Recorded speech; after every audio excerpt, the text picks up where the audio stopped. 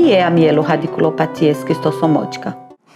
A mielorradiculopatia esquistossomótica é uma forma ectópica grave de apresentação da esquistossomose, resultante do acometimento da medula espinhal pelo esquistosoma. É a forma ectópica da esquistossomose mais grave e mais comum no Brasil?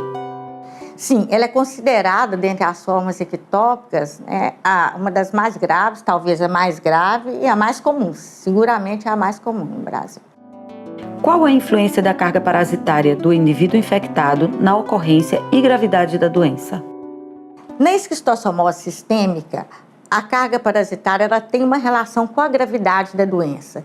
Por exemplo, a forma hepatosplênica, que é a forma mais grave da esquistossomose sistêmica, ela ocorre em indivíduos com a carga parasitária maior. Agora, essa associação não é observada na mielorradiculopatia. Pelo contrário, a maioria dos pacientes observados, registrados, estudados, a carga parasitária é pequena. Então, assim, é uma forma grave, a mielopatia, de apresentação da esquistossomose, assim, aparentemente sem relação com carga parasitária. A mielorradiculopatia normalmente acomete os indivíduos em que fase da doença? Aguda ou crônica? Bom, a mielorradiculopatia, ela pode ocorrer em qualquer momento da infecção esquistossomótica, desde o início da postura dos ovos. Mas ela é muito mais comum durante a evolução para a fase crônica ou concomitantemente às formas crônicas, as formas clínicas crônicas mais leves, que são a forma intestinal e hepatointestinal. Tem casos relatados durante a fase aguda e em associação à forma hepatosplênica, mas são casos muito raros. Quem tem mais chance de desenvolver a mielorradiculopatia? São indivíduos que moram em áreas endêmicas e estão sempre expostos a focos de transmissão ou indivíduos que não vivem em área endêmica e acabam se infectando em uma exposição pontual a focos de transmissão da doença? Bom, a mielorradiculopatia ela pode ocorrer em ambos os contextos epidemiológicos. Agora, é interessante que assim, existem evidências de que ela seja uma causa importante de mielopatia não traumática nas áreas onde a esquistossomose é endêmica. Então, ela deve ser considerada no diagnóstico diferencial, sendo uma causa importante de mielopatia nas áreas onde a esquistossomose é endêmica. Obviamente, podendo ocorrer também naqueles indivíduos esporadicamente expostos à infecção.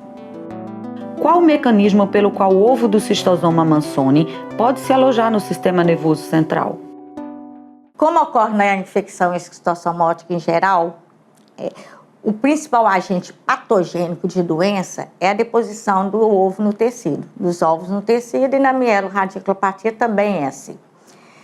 O ovo alcança o sistema nervoso central por meio de conexões proporcionadas pelo plexo de Batson, que é um plexo venoso avalvular localizado no espaço epidural e que conecta veias intramedulares com veias intraabdominais. Acredita-se, então, que os ovos seriam embolizados por essas conexões, por fluxo venoso retrógrado, indo alcançar a medula espinhal. Acredita-se também que os vermes poderiam ser embolizados ou migrar também por fluxo venoso retrógrado por essas conexões, indo se alojar em sítios adjacentes à medula espinhal, fazendo a oviposição local. Quais os sinais e sintomas iniciais e tardios da doença? Não existe um quadro clínico típico, muito menos específico da mielopatia esquistossomótica. Mas o quadro clínico ele é muito sugestivo quando ele é visto em indivíduos com antecedentes epidemiológicos para a infecção esquistossomótica. Na grande maioria dos casos, o sintoma inicial é dor lombar, geralmente que se irradia para os membros inferiores ou dor nos membros inferiores. Essa dor ela é geralmente seguida em horas ou dias e raramente poucas semanas por outras manifestações como fraqueza muscular nos membros inferiores, retenção urinária e alterações sensitivas também nos membros inferiores, como parestesia e hipoestesia. A localização baixa na medula espinhal, abaixo de T6, particularmente ao nível de T12L1, a forma de progressão da doença aguda, subaguda, com as manifestações se adicionando e se agravando em questão de horas, dias ou poucas semanas. E a associação de acometimento medular e radicular são as características mais importantes, mais marcantes da mielopatia citosomótica e, portanto, de maior valor diagnóstico. Esse é o quadro mais típico e que é observado na grande maioria dos casos, né? Mas já existem também formas de apresentação atípica. Por exemplo, aquelas formas de progressão mais lenta dos sintomas, com sintomas se agravando em questão de semanas ou até meses, e aquelas de localização mais alta na medula, já tendo sido descritos casos de localização cervical. O quadro clínico depende da localização do ovo do xistosoma Manzoni no sistema nervoso central? Sim, depende. Geralmente os ovos ficam aglomerados em áreas circunscritas do sistema nervoso central. E aí eles levam a lesão tanto pelo efeito de massa quanto pelo processo destrutivo da reação inflamatória sobre o tecido nervoso adjacente. E as manifestações clínicas vão resultar do comprometimento específico daquela área. Como é feito o diagnóstico clínico? O diagnóstico clínico, ele fundamenta no quadro clínico sugestivo, no diagnóstico de infecção esquistossomótica, particularmente pelo exame de fezes e biópsia retal, que são os métodos diretos que permitem diagnosticar a infecção ativa, e na exclusão de outras causas de mielopatia. Que exames laboratoriais auxiliam no diagnóstico? A gente ainda não tem um método prático que permita o diagnóstico de certeza da mielopatia citosomótica. Ele só é possível com o estudo anatomopatológico da medula espinhal, mas não há indicação de fazer biópsia da medula devido ao risco de lesão adicional ao tecido nervoso. Os outros métodos complementares, eles estão quase sempre alterados, como o exame do líquor, como os exames de imagem, particularmente a ressonância magnética, mas essas alterações não são específicas. O líquor, ele mostra um padrão inflamatório com uma hiperproteinorraquia de leve a moderada intensidade e uma pleocitose também de leve a moderada intensidade às custas de mononucleares. O eosinófilo, ele está presente em mais ou menos 50% dos casos, e é um achado que auxilia no diagnóstico, porque as helmintíases do sistema nervoso central são a principal causa de eosinofilorraquia, mas também não é um achado específico. A pesquisa, o encontro de anticorpos anti-xistosoma, anti-antígenos de xistosoma no líquor, e o encontro de DNA do xistosoma, os primeiros por técnica imunológica e esse segundo por técnicas de biologia molecular, têm se mostrado muito promissores para o diagnóstico da entidade, mas ainda falta padronização das técnicas, validação em outras populações, para que se possa conhecer o real valor dessas técnicas no diagnóstico da entidade. A ressonância magnética, ela geralmente mostra aumento do diâmetro da medula espinhal e espessamento das raízes espinhais, particularmente aquelas que formam a cauda equina, e uma captação heterogênea do contraste, mostrando então também um padrão inflamatório. Não são alterações específicas, são também vistos em outras entidades, mas a ressonância é um exame muito importante, principalmente para excluir outras causas de mielopatia. Quais os critérios para se estabelecer um diagnóstico? Os critérios sugeridos são quadro clínico compatível, sugestivo, né, que é o de uma mieloradiculopatia de localização baixa na medula, de progressão aguda, subaguda, o diagnóstico de exposição à infecção esquistossomótica por técnicas microscópicas ou técnicas sorológicas, né? Eu ressalto aí que a sorologia é mais importante no indivíduo que não é procedente da área endêmica, porque nos indivíduos de área endêmica a gente pode ter o falso positivo com maior frequência.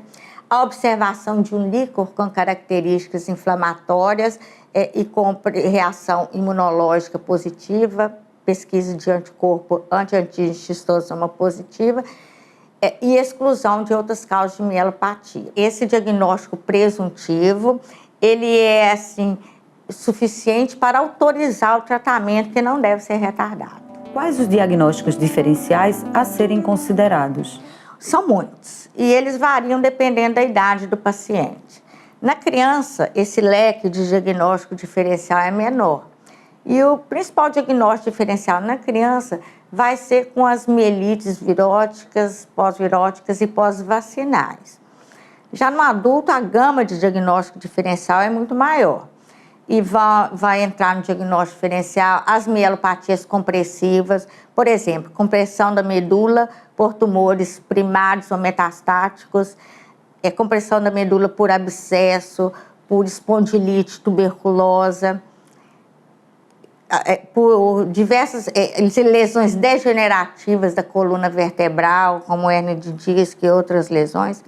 Bom, tem que diferenciar também de outras mielopatias infecciosas, por exemplo, pelo HTLV, HIV, vírus da hepatite B e C, cisticercose, sífilis, as mielopatias de origem vascular, como as vasculites autoimunes, as malformações arteriovenosas medulares, além de outras doenças próprias do sistema nervoso central, como assim, a esclerose múltipla forma medular, a siringomielia, entra também no diagnóstico diferencial mielopatia por deficiência de B12, as polirradiculopatias, dentre outras. Em que consiste o tratamento? O tratamento consiste na administração de corticoide em dose alta, praziquantel, cuidados, fisioterapia. O corticoide geralmente é administrado em pulsoterapia com metilprednisolona, a dose de 15 miligramas por quilo por dia, máximo 1 grama por dia, durante 5 dias. A seguir, inicia-se a prednisona na dose de 1 a 2 miligramas por quilo por dia, mantendo essa dose grande por pelo menos 3 semanas, podendo aí iniciar a redução progressiva na dependência de cada caso. O praziquantel, que a gente administra, a gente prescreve na dose de 60 miligramas por quilo por dia por 3 dias, ou 30 miligramas por quilo por dia por 6 dias, não ultrapassando a dose máxima diária de 5 gramas. Os cuidados são os cuidados habituais e a fisioterapia instituída o mais precocemente possível. O tratamento cirúrgico da mielopatia citosomótica, ele deve ser reservado para situações muito especiais, como, por exemplo, paraplegia aguda com bloqueio licórico e ausência de resposta ao tratamento clínico, havendo evidências de compressão medular. Mas o tratamento é primariamente clínico. Qual o prognóstico da mielorradiculopatia esquistossomótica? É uma forma grave de infecção esquistossomótica. Em torno de 60% dos pacientes tratados adequadamente, eles evoluem, apresentam uma recuperação completa, ou eles ficam com algum déficit neurológico, mas sem repercussão funcional. Por outro lado, 40% eles ficam com sequelas, com limitação funcional, que interfere no seu dia a dia. E sendo que muitas vezes as sequelas podem ser graves, como paraplegia, bexiga neurogênica. E, assim, é importante ressaltar que o prognóstico ele depende de fatores ligados à própria doença, como, por exemplo, extensão do acometimento da medula, mas depende principalmente do diagnóstico e do tratamento precoce. Então, o tratamento da mielopatia citosomótica é uma emergência.